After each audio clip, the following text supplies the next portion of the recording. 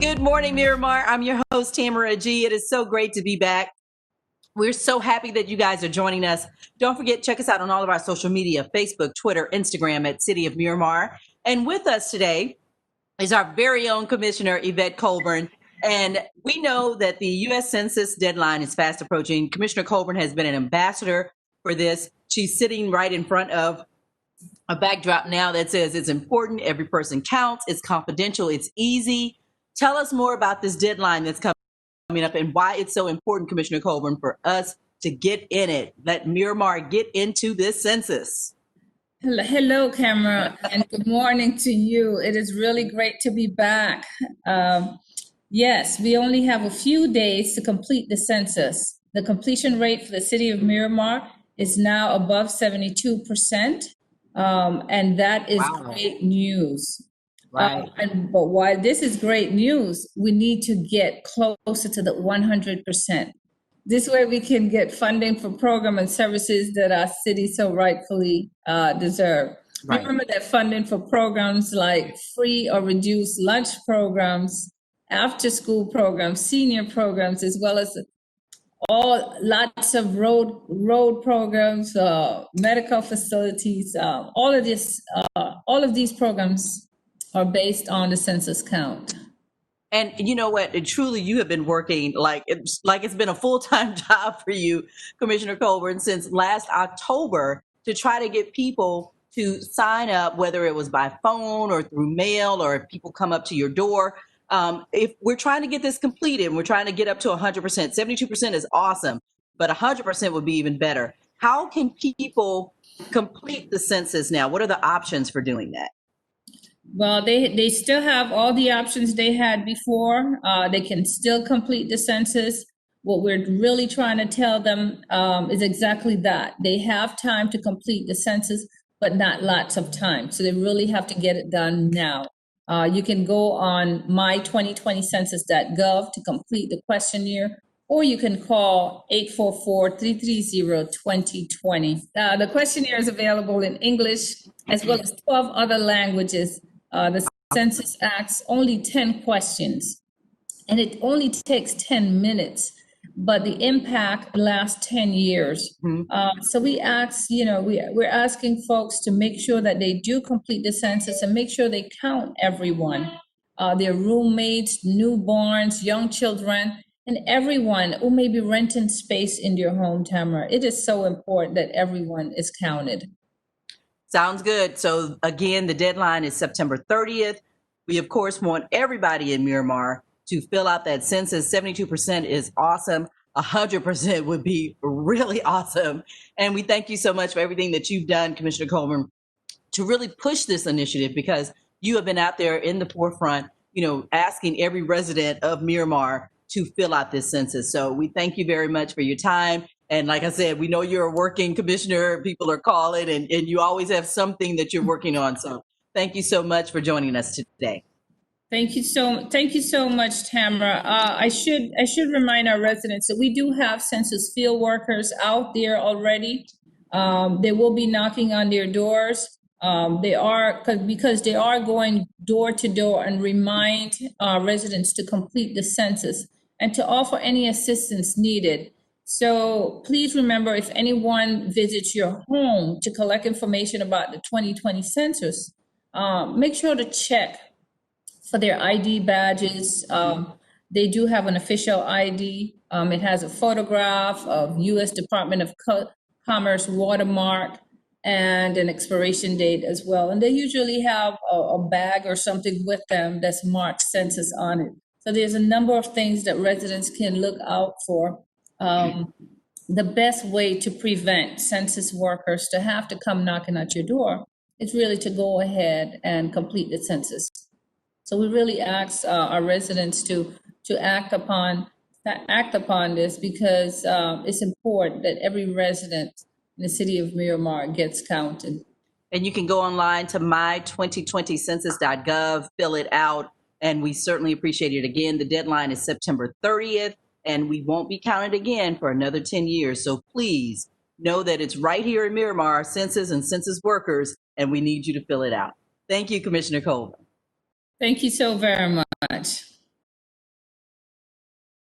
Welcome back to the show. Good morning, Miramar. I'm your host, Tamara G. Don't forget, you can check us out on all of our social media at Facebook, Twitter, and Instagram at City of Miramar. That's capital MIRAMAR. You're seeing my producer, Andy Hernandez, there, as well as Michelle Fernandez. She is our guest in this segment. She is actually from Feeding South Florida, and she is the community. You have to give me your title again, Michelle. What is it? The Community Engagement Coordinator. Community Engagement Coordinator for Feeding South Florida. And you guys have developed a very special relationship with our city of Miramar. First of all, tell us a little bit about what Feeding South Florida does and that special relationship that we have come together to help people during this time of COVID. Yeah, absolutely. Well, thank you, first of all, for the opportunity to be here. So Feeding South Florida, we are the largest food bank in South Florida. We serve the Quad County area here, Palm Beach, Broward, Miami-Dade, and Monroe counties. And so as a food bank and as a member of the Feeding America network of food banks, we're in the business of food rescue. So we bring in food from the community. We work with agricultural farms, major retailers, just as a couple of examples. Any excess inventory that they have, we bring that into our warehouses, and particularly pre-COVID, would redistribute that back out through a network of 300 nonprofit partner agencies that we have in the community, among some other avenues. And then, of course, most recently during COVID, we have launched these drive-through food distributions, and that's where the partnership with the City of Miramar comes in. It's been wonderful to work with city officials and the city staff to organize these distributions and be able to make that local impact there. And I have some stats I'm happy to share either now or a little bit later on related to specific numbers of how we've been able to support our neighbors and friends in Miramar. And so before, when we would be able to go in on a Saturday afternoon and sort the food and put it out for you, I've actually done that more than once. With my incorporated organization, North Broward County, and then also with Delta Sigma Theta Sorority Incorporated. So, you know, like you said, community groups used to be able to come in and help sort the food and put it out and make sure everything was good. And then you guys would distribute it to the people in need. Well, now we're doing these drive-bys. We've had them at Miramar Regional Park. We've had them at other areas of the city. And I don't know, Michelle, if people realize, because I didn't, and I have to be honest, I've been out there even at Miramar Regional Park helping to pass out the food and put in people's trunks. I didn't realize that there were so many people who were going without. And I think that just blows your mind when you realize that everybody doesn't have access to food. It's astounding. The numbers are staggering. And the reality is, just to share a little bit more about that, even before COVID, over 706,000 people here in South Florida were experiencing food insecurity. So that was about 1 in 8 adults or 1 in 5 children. And then, of course, since COVID, we are now serving upwards of 1.4 million people who are food insecure. That's about 1 in 5 adults or 1 in 4 children. So 25% of children right now are food insecure in our communities. So it truly is a huge increase need that exists right now. At each of those drive-through distributions, we're averaging about 40 a week across the Quad County area, and we are serving an average of 1,000 households during each distribution. And people do come in and line up and be on the lookout for those distributions to visit them week after week. And we do aim for them to take place in the same areas, the same parks or facilities, so people can expect them to be taking place the following week. And there are no questions asked. So for people who are watching this, no questions asked. You don't have to qualify for anything. You just drive through, open up your trunk, and you will get fresh fruit, fresh vegetables, meat, milk, eggs. You guys have given out, you know, so many things. And again, I think people don't realize too, because as I was putting food into trunks, a lot of people are working. It's not homeless people. It's not people that don't have already. These are people who are literally struggling or working every day just trying to make it. Exactly. You really hit the nail on the head on that. And that's the reality of hunger, is you can't tell by looking at someone who is experiencing hunger, who is food insecure. Many people, if they were able to maintain their jobs, their hours were cut or their wages were reduced. And so, a lot of people are making those decisions of which bills are going to be paid, or how do we continue to get food on the table for our families. And so we are serving everyone at the distributions. There is a voucher form to complete, but it's more so for our own internal tracking purposes. It's not shared externally anywhere. And there's no ID requirement, or sometimes we get that question. If you come in and you pop open your vehicle, and our awesome volunteers will go ahead and load up the vehicle with the food that we have available. Awesome. Well, and how can people find out which parks, which areas that you guys are doing these 40 different drop-offs every week? Great question. That is available on our website, www.feedingsouthflorida.org. If individuals don't have internet access, or if they have additional questions, they can call us as well. We do have a client services team. They are available at 954-518-1818. And we also want to make sure that people are aware that even beyond the drive-through distributions, I mentioned before our network of partner agencies, we do also have an agency locator on our website. It's on that same COVID response page, so people can type in their zip code and get connected to one of those partner agencies closer to them, particularly if that distribution isn't taking place at a time that they are able to attend. That network of partner agencies is another opportunity as well. And then we do operate 3 client choice pantries. One of them is in Pembroke Park. So depending on where folks in Miramar might reside, that might be not too far from them as well. So it's another opportunity. Awesome. And whoever's watching this, if you live in another part of the county, not just in Miramar, but you should be living in Miramar, but that's another topic. Again, it doesn't stop you or preclude you from coming to the Miramar Park to be able to get the food. It's open for everybody. Tri-County, it's open. And one more thing, tell us about the proclamation that Feeding South Florida just received from the City of Miramar. Yes, well, September is Hunger Action Month. It is a national initiative from Feeding America to raise awareness about food insecurity and to take action this month. And so one of the actions that we saw from the City of Miramar is a proclamation that they issued recognizing that September is Hunger Action Month. And so we had the opportunity to go and accept that from Mayor Messam. So, we certainly appreciate that you all are continuing to highlight hunger and taking steps toward ending that. That is our mission here at Feeding South Florida, and we do believe that it is possible with these continued partnerships that we forge. So we're very appreciative of all of the support that we're seeing coming from City of Miramar. No, we appreciate you all. Thank you so much. Michelle Fernandez, Feeding South Florida Community Engagement Coordinator. You guys are doing an excellent job, and we will see you at the next food giveaway, wherever that may be across the Tri-County area, because you guys have been busy since March. So thank you so much. And don't forget, it's right here in Miramar. Good morning, Miramar. Welcome back to the show. So happy to have you with us.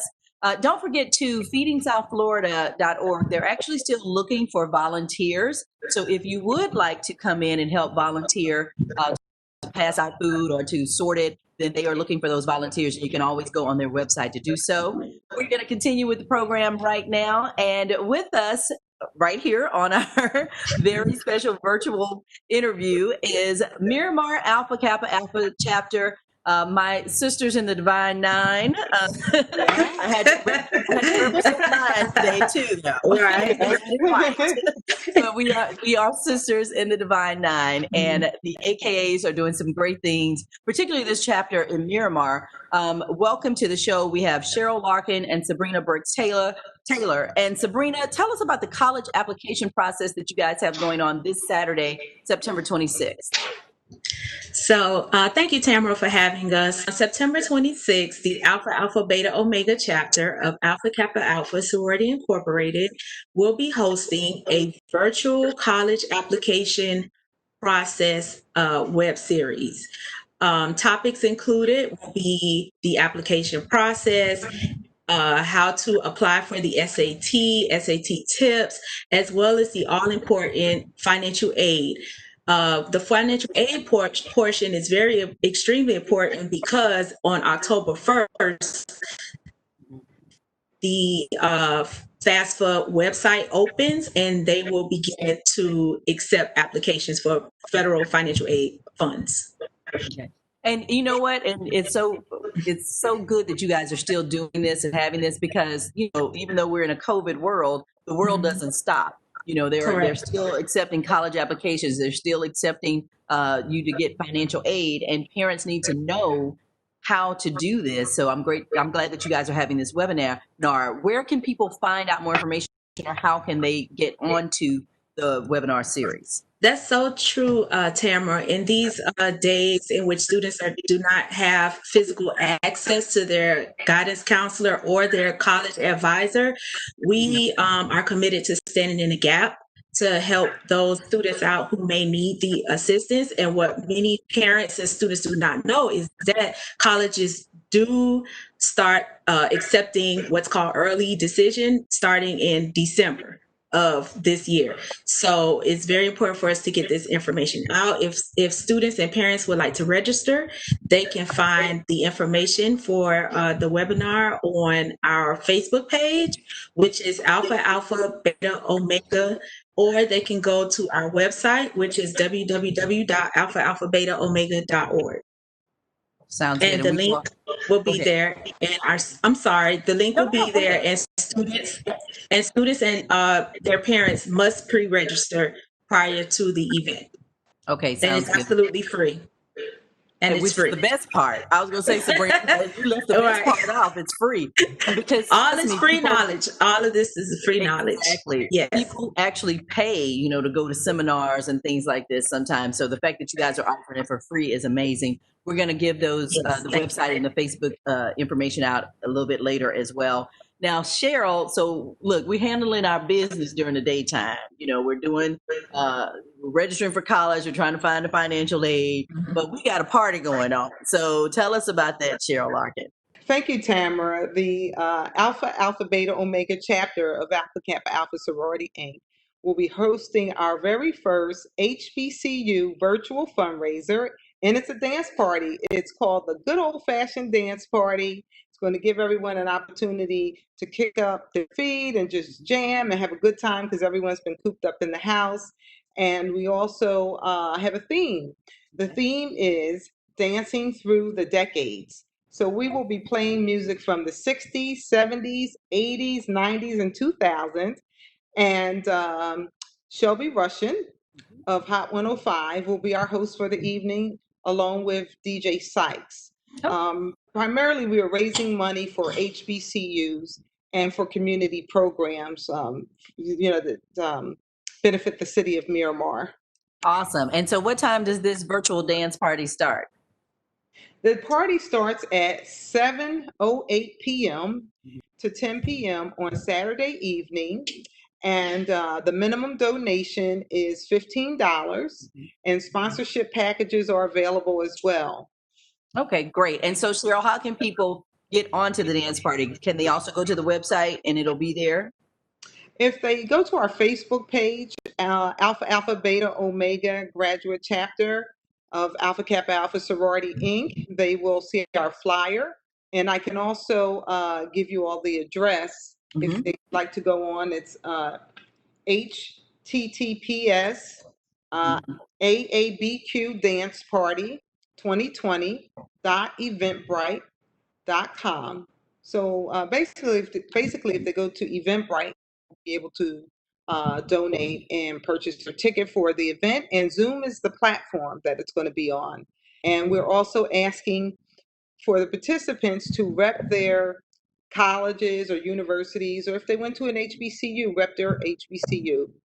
Yes, because of course, maybe people don't know that September is Historically Black Colleges and Universities Month, so HBCU month. So if you did attend an HBCU or any university or college or your favorite college, then you can always wear that on Saturday night. So both of these are happening Saturday, September 26th. Daytime, we take care of our business, Sabrina. We get folks registered for college and learning how to get their money and getting them accepted. Correct. And then at nighttime, they're going to party like they're back in college Yes. And I'm glad Exactly. I'm glad you're starting it early because I was in the decades of the 80s. And so, yeah, 7 o'clock is a good party time for me. Yes. Okay. Come join us. Awesome. Sounds good. Thank you so much, Cheryl Larkin and Sabrina BURKES-TAYLOR from the Miramar chapter of Alpha Kappa Alpha Sorority Incorporated. Again, my sisters in the Divine Nine. We Yes. appreciate all that you all are doing and that everyone is doing out here to help celebrate HBCU month and also to help the programs that you have in our community. And everyone knows it's right here in Miramar. Thank you guys so much for joining us, and we'll see you next time. Thank you, Tamara. Thank you.